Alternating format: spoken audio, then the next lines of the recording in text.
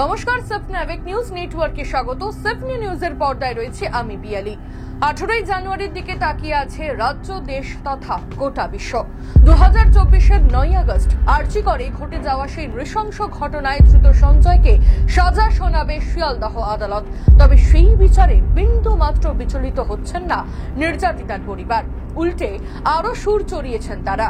আরজিকর কাণ্ডে crime scene থেকে তথ্য প্রমাণ লোপাটের জন্য প্রশাসন শুধু নয়, এবার মুখ্যমন্ত্রীর বিরুদ্ধেও একই অভিযোগ তুললেন সোদপুরের নির্যাতিতার বাবা মা।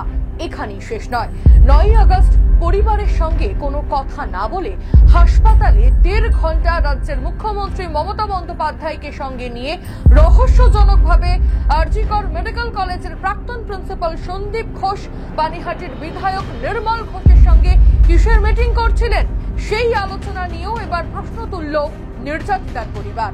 স্বাস্থ্যমন্ত্রীর দায় আছে যে আমার মেয়ে কর্মরত অবস্থায় খুন হয়েছে। আমার স্বাস্থ্যমন্ত্রীরও দায় আছে, তার দায় নিতে হবে। তাকে কি দায় আছে? যে খুনটা হলো প্রতিষ্ঠানে, তার বিচার পাচ্ছে না, তার দায় স্বাস্থ্যমন্ত্রীকে নিতে হবে। কি বলছেন? এবার আমি একটু স্বাস্থ্যমন্ত্রীকে কি বলবো, বলছি আমার মেয়ে চলে গেছে, তার পেছনে যে ধামাচাপা দেওয়া হয়েছে তার উপরেও একটা অদৃশ্য হাত আছে। আমরা মনে করি সেটা মুখ্যমন্ত্রীর হাত আছে। এবং পরিষ্কার করে দিই তোমাকে, রাত্রি 2টো পর্যন্ত উনি জেগে সমস্ত মনিটরিং করেছেন। ওনার অর্ডারে কলকাতা পুলিশ সিপি এবং এসিপি, আমরা যখন গিয়ে 12টা 15 পৌঁছেছি তখন থেকে সিপি এসিপিকে দেখেছি, এবং আমাদের লোকাল এমএলএ সেখানে গিয়ে আমাদের সঙ্গে কোনো কথা বলেননি। সন্দীপ ঘোষের সঙ্গে বসে 1.5 ঘন্টা ধরে মিটিং করেছেন। এবং আমাদের লোকাল এমএলএ এবং সন্দীপ ঘোষ জুবিলি 9 তারিখ 9 তারিখে জুবিলি বিল্ডিংয়ে 1.5 ঘন্টা ধরে মিটিং করেছে। মুখ্যমন্ত্রী রাত্রি 2টো পর্যন্ত ঘুমাননি, এবং তিনি সাংবাদিক সম্মেলন করে বলেছেন নিজে। উনি যখন মামলাটা সিবিআই চলে গেল, হাইকোর্ট সিবিআইকে দিল, হাইকোর্টের ওপরে তো উনি নন, উনি সঙ্গে সঙ্গে বললেন সিবিআইকে দিয়ে কেসটা জলে ফেলে দিল। তার মানে উনি তো সব কাজ আগে থেকে করে রেখেছেন, তথ্য প্রমাণ সবই লোপাট করে সিবিআই কিছুই করতে পারবে না, উনি আগের থেকেই জানতেন। কিন্তু সিবিআইকে করতে হবে, আমরা জোর করে সিবিআইকে দিয়ে করাবো। আন্দোলনকে থামিয়ে দেওয়ার চেষ্টা প্রথম দিন থেকে হচ্ছে। এই যে ট্রায়ালটা শিয়ালদা কোর্টে শুরু করা হয়েছে, এটাও আন্দোলনকে বিপথে চালিত করার জন্যই হয়েছে।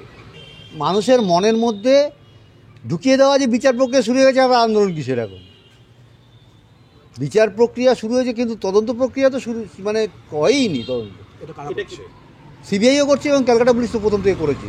যখন ইন ক্যামেরা ট্রায়াল শুরু হলো তখন কি আপনাদের এটা মনে হয়েছে যে হয়তো কোথাও একটা কিছু? না, সেটা এটা শুনুন, রেপ অ্যান্ড মার্ডারকে যেটা আইডেন্টি ডিসক্লোজের একটা ব্যাপার আছে, সেই জন্য এটা ইন ক্যামেরা হয়েছে এবং বন্ধ দরজা হয়েছে, এটা ভালোই হয়েছে, এটা কোনো অসুবিধা নেই। কিন্তু আমাদের আমাদের প্রথম দিন থেকেই আমরা দেখেছি আমার মেয়ের মৃত্যুটাকে, একটা অদৃশ্য হাত তার উপরে আছে। যে যারা করছে ক্রাইম তাদের কোনো ভয় নেই, কারণ তার মাথার উপরে একটা অদৃশ্য হাত আছে। সেই হাতটা আমরা বার করতে চাই। কাজ করতে পারছেন সেই অদৃশ্য হাত? হ্যাঁ, এটা সবাই জানে। স্বাস্থ্যমন্ত্রী তিনিই আছে, পরিষ্কার বলে দিলেন। আর বলবো পরিষ্কার করে আরও, আমাদের রাজ্যের মুখ্যমন্ত্রী এমনকি ফেসবুকে দেখবেন একটা পোস্ট ছড়িয়েছে, রাজ্য চাইনি তাই মেয়েটা বিচার পায়নি। এটা মানুষের তো এমনি তৈরি করেনি পোস্টটা। আরজিকর হাসপাতালেও ওষুধের অভাবে এবং স্যালাইন কাণ্ডে প্রচুর রোগী মারা যায়, বিস্ফোরক মন্তব্য করলেন আরজিকরের নিহত তরুণীর বাবা মা। শুনুন, এই ব্যাপারে স্যালাইন কাণ্ডর ব্যাপারে বলি, আরজিকরেও কিন্তু ওষুধের এফেক্টে পেশেন্ট মারা যায়, প্রকাশ্যে আসে না, আপনারা কিছু জানতে পারেন না। আমার মেয়ে 1.5 বছর ওখানে ছিল, আমার মেয়ে অনেক কিছু জানতো এবং বাড়িতে এসে বলতো, সেই জন্য আমরা কিছু জানি। সেই মহিলা মারা গেছে, তাতে বলেছে যে অপারেশনের জন্য এই একসঙ্গে 3টে ঘটনা, 4জন মহিলা একই ঘটনা ঘটেছে বলে আজকে সারা পশ্চিমবঙ্গের লোক জানতে পেরেছে, প্রকাশ্যে এসেছে। এবং মানুষের নজর এখন আমার মেয়ের মৃত্যুর পরে স্বাস্থ্য ব্যবস্থার উপরে মানুষের সন্দেহ অনেক বেড়ে গেছে, এটা আমরা নিশ্চিত। এবং এই যে মেডিসিনের জন্য আরজি করেও অনেক পেশেন্ট মারা যেত, কিন্তু প্রকাশ্যে আসতো না। একসঙ্গে 3জন 4জন হলে অবশ্যই প্রকাশ্যে আসতো। একজন মারা গেছে বলে আজকে স্যালাইনের ব্যাপারে 4জন অসুস্থ একসঙ্গে হয়েছে বলে ব্যাপারটা সামনে এসছে। একজন যদি মারা যেত, কোনো কিছুই হয়তো মারা গেছে। ডাক্তারদের সাসপেন্ড করাটা মানে কি ধামাচাপা দেওয়ার চেষ্টা করছে? জুনিয়র ডাক্তাররা কখনোই জড়িত হতে পারে না, সিনিয়র ডাক্তাররা অবশ্যই তাদের সঙ্গে ছিল। এবং শুনুন ব্যাপারটা যে কি হয়েছে এখনো পরিষ্কার তদন্ত হয়নি।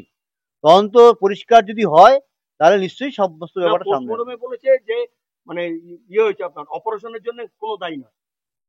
সেটাই তো, এবার চারটে জুনিয়র ডাক্তারকে বলির পাঠা বানানো হলো। সমস্ত কিছুকে মানে অন্যের ঘাড়ে, যে অপরাধ করবে সে বেঁচে যাবে, যে অপরাধ করবে না তার ঘাড়ে চাপিয়ে দিয়ে ব্যাপারটাকে সরিয়ে দাও, এটাই হলো। 18ই জানুয়ারি সাজা ঘোষণা হলেও তবে এই ঘটনায় যে শুধুমাত্র সঞ্জয়ই অভিযুক্ত তা মানতে নারাজ নির্যাতিতার বাবা মা। শনিবারের পর মেয়ের বিচার পেতে উচ্চ আদালতে যাওয়ার কথাও জানান তারা। রাজা দে, স্বপ্নাবিক নিউজ, সোদপুর। সমস্ত খবরের আপডেট পেতে লাইক করে সাবস্ক্রাইব করুন স্বপ্নাবিক নিউজ। সেই সঙ্গে বেল বাটন প্রেস করতে ভুলবেন না। আপনাদের একটা সাবস্ক্রিপশন আমাদের জন্য অত্যন্ত মূল্যবান। একই সঙ্গে ফলো করুন আমাদের হোয়াটসঅ্যাপ চ্যানেলটিও। জয় হিন্দ।